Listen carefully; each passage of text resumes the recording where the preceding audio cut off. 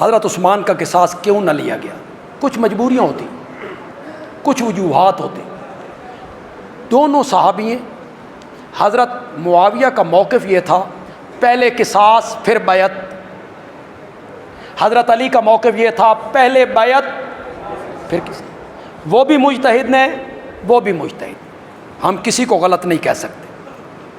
حضرت عثمان کو ابن سبا جو ایک یہودی تھا، اسلام کا لبادہ اوڑا، منافقین کی ایک جماعت تیار کی، ان لوگوں نے شہید کیا جی۔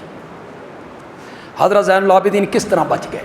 چونکہ کوئی مستقل لڑائی نہیں ہوئی کہ ایک ایک بندہ آئے قتل ہو تو زین العابدین نہ بچتے، یکبارگی حملہ ہوا، جو سامنے آیا تلوار سے کاٹتے چلے گئے، اور اس طرح زین العابدین بچ گئے جی۔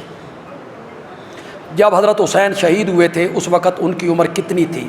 59 سال جی۔ ایک روایت میں 57 سال اور ایک روایت میں 59 سال، ایک کم 60 سال حضرت حسین رضی اللہ تعالیٰ عنہ کی عمر تھی۔